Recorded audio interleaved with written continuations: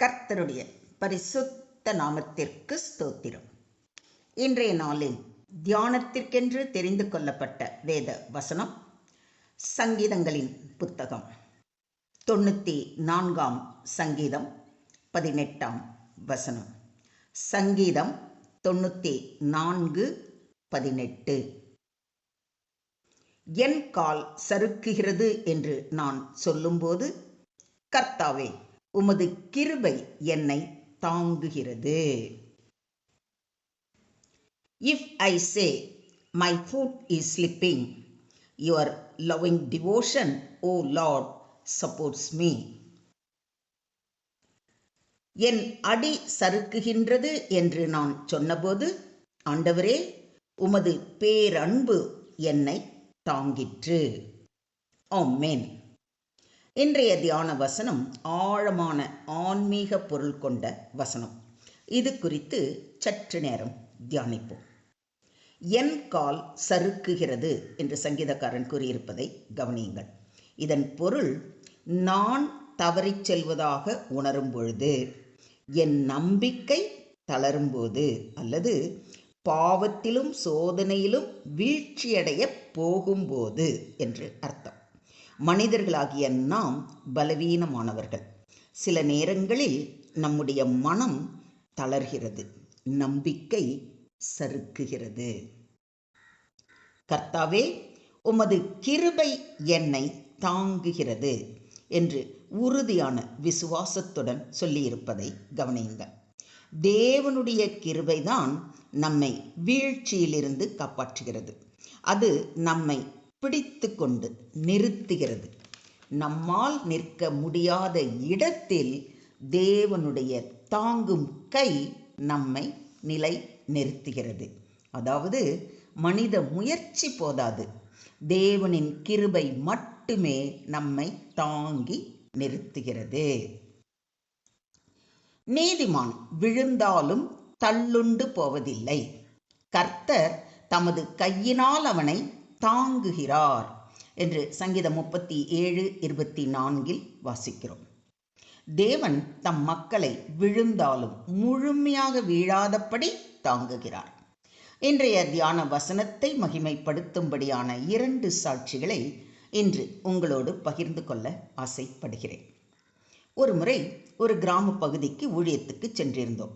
அந்த பகுதியில் ஊழியம் செய்து வரும் ஊழியக்காரர் தமக்கு ஏற்பட்ட அனுபவத்தை அன்று சாட்சி பகர்ந்தார். அதை அப்படியே சொல்கிறேன், கேளுங்கள். அவர் கிராமத்திலிருந்து ஒரு வேலையாக சென்னை பட்டணத்திற்கு வந்தார். பரபரப்பு மிக்க பட்டணம், பாய்ந்தோடும் ஊர்திகள் எல்லாம் அவரை சற்றே மிரள வைத்தது. பரந்த பெரிய சாலையை கடக்க வேண்டிய சூழல். அங்கு சிக்னல் இல்லை, பாதசாரிகள் கடக்க வேண்டிய பாதையும் இல்லை. அதற்கு இன்னும் கொஞ்ச தூரம் நடக்க வேண்டும்.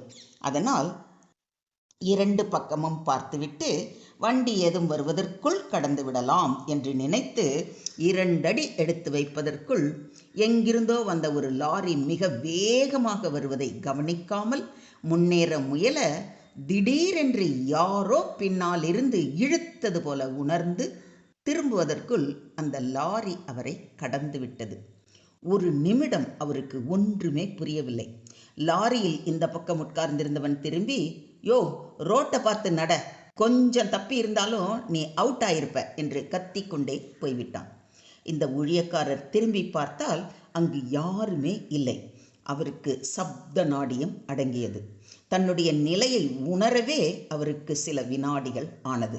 அப்பொழுதுதான் தேவாதி தேவனின் கிருபைதான் இந்த பேராபத்தில் இருந்து என்னை காப்பாற்றி இருக்கிறது, அவர்தான் என்னை பின்னால் இருந்து இழுத்து காப்பாற்றி இருக்கிறார் என்று கண்ணீரோடு சாலையின் ஓரத்திற்கு வந்தவர் ரோட்டிலேயே முழங்கால் படியிட்டு, கர்த்தாவே, என் கால் சறுக்குகிறது என்ற போது உம்முடைய கிருபை என்னை தாங்கிற்று என்ற வேத வார்த்தை எத்தனை சத்தியம்! உம்முடைய கிருபை என்னை தாங்காமல் இருந்திருந்தால் இந்நேரம் நான் மரித்து போயிருப்பேனே என்று கதறி அழுது ஜெபித்து நன்றி கூறினாராம். அப்பொழுது அங்கு வந்த ஒரு சிலரிடம் இதை சாட்சியாக கூறி தேவனுடைய நாமத்தை மகிமைப்படுத்தினார். அதை கேட்ட அவ்வளவு பேரும் நிஜமாகவே தேவன் கருணை உள்ளவர், கிருபை நிறைந்தவர். அவர் ஒருபோதும் உங்களை கைவிட மாட்டார். நீங்கள் அவருடைய ஊழியக்காரராயிற்றே என்றார்களாம். இதை கேட்ட நாங்களும் அவருடன் சேர்ந்து தேவனுக்கு நன்றி கூறி அன்றைய ஊழியத்தை முடித்து வீடு திரும்பினோம். இது சரீர பிரகாரமான பாதுகாப்பு. அடுத்த சாட்சி ஆன்மீக பிரகாரமான பாதுகாப்பு. இதுவும் சென்னையில் ஒரு பரபரப்பான சாலையில் நடந்ததுதான். அதன் சுருக்கத்தை கூறுகிறேன், கேளுங்கள். அப்பொழுது பண்டிகை சமயம். மக்கள் கூட்டம் கூட்டமாக பண்டிகைக்கான பர்ச்சேஸ்களுக்கு தீவிரமாக இருந்தனர். பொதுவாக திருடர்களுக்கும் பிக் பாக்கெட்டர்ஸ்களுக்கும் இது நல்ல தருணம். அப்படித்தான் ஒரு பிக் பாக்கெட்டையே தன் தொழிலாக கொண்ட ஒருவன் யாரிடமிருந்து எப்படி எடுக்கலாம் என்று யோசித்து கொண்டே ஜனக்கூட்டத்திற்குள் நுழைந்தான். ஒருவருடைய பேன் பாக்கெட்டு கனமாக இருப்பதை அறிந்து அவன்தான் என்னுடைய டார்கெட் என்று மிக மெதுவாக அவன் அருகில் உரசி கொண்டு போய் கையை பாக்கெட்டில் விட நீட்டிய பொழுது சட்டென்று அவன் கையில் ஏதோ விழுந்தது. அதனால் சடார் என்று கையை உதறியவன் கீழே விழுந்தது என்ன என்று பார்க்க குனிவதற்குள், சாரி மை சன் என்று ஒரு ஃபாதர் கூறி அவரே குனிந்து கீழே விழுந்த பைபிளை எடுத்தார். இவனுக்கோ நாம் பிக் பாக்கெட் அடிக்கப் போவதை பார்த்துத்தான் இவர் தடுத்தாரா என்று குழம்பி நிற்கையில் எதிரில் 2 போலீஸ்காரர்கள் ஒரு பிக் பாக்கெட்டை அடித்தவனை கையும் களவுமாக பிடித்து இழுத்து கொண்டு வருவதை பார்த்தவுடன் இவனுக்கு கொலையே நடுங்கியது. ஃபாதர், என்னை மன்னிச்சிருங்க, நான் தப்பு பண்ண இருந்தேன். அந்த தப்பை பண்ண விடாமல் என்னை தடுத்து என்னை காப்பாற்றிட்டீங்க. நன்றி ஃபாதர் என்று கண் கலங்க கூறினான். ஃபாதருக்கு ஒன்றுமே புரியவில்லை. அவரே தம் கையில் இருந்த பைபிள் எப்படி கீழே விழுந்தது என்று குழம்பிக் கொண்டு இருந்தார். இவன் இப்படி கூறியவுடன் தான் இது தேவனுடைய கிருபை என்பதை உணர்ந்து அவனை தனியே அழைத்து போய், மகனே, நீ பாவம் செய்வதை தேவன் விரும்பவில்லை. அதனால்தான் நீ தப்பு செய்ய நினைத்தபோது அவரது வார்த்தைகளால், அதாவது வேத புத்தகத்தால் உன்னை தடுத்து மீட்டு கொண்டார். அவருடைய கிருபையால் உன்னை தாங்கினார். இல்லாவிடில் அந்த போலீஸ்காரர்கள் உன்னையும் ஒரு குற்றவாளியாக கைது செய்து தண்டித்து இருப்பார்கள் என்று சொன்னதை கேட்டவுடன் தேவனுக்கு இந்த பாவி மேல இத்தனை கிருபையா என்று மனம் கசிந்து அழுதான். ஃபாதர் அவனை தேற்றி தேவ அன்பை விளக்கி அவனை ஆறுதல் படுத்தினார். அன்றே அவன் மனம் வருந்தி திருந்தி தன்னை முழுமையாக தேவனிடம் ஒப்படைத்தான். இன்று அவர் முழுமையான தேவனுடைய ஊழியக்காரராக, அவன் அப்படிங்கிறது அப்படியே அவராக மாறிடுச்சு. கவனிச்சிங்களா? அவர் தேவனுடைய முழுமையான தேவனுடைய ஊழியக்காரனாக பணி செய்து வருகிறார். அவன் பாவத்தில் சறுக்கிய போது தேவனுடைய கிருபை அவனை தாங்கி வழி நடத்தியதோடு அவனைப் போல யாரும் பாவத்தில் விழுந்து விடாமல் பாதுகாக்க அவனையே ஊழியத்தில் வல்லமையாக பயன்படுத்தி வருகிறார். செந்தில் குமாராக இருந்தவர் இன்று சாம்வேல் குமாராக பல கிராமங்களுக்கு சென்று ஊழியம் செய்து வருகிறார். அவர் பல இடங்களில் அவருடைய சாட்சியை பகிர்ந்து கொள்ளும்போது இன்றைய தியான வசனத்தை தான் மேற்கோள் காட்டுகிறார். நீ பயப்படாதே, நான் உன்னுடனே இருக்கிறேன். திகையாதே, நான் உன் தேவன். நான் உன்னை பலப்படுத்தி உனக்கு சகாயம் பண்ணுவேன். என் நீதியின் வலது கரத்தினால் உன்னை தாங்குவேன் என்று வாக்களித்திருக்கும் தேவன் எப்பொழுதும் நம்மை தாங்கி வழி நடத்துகிறார்.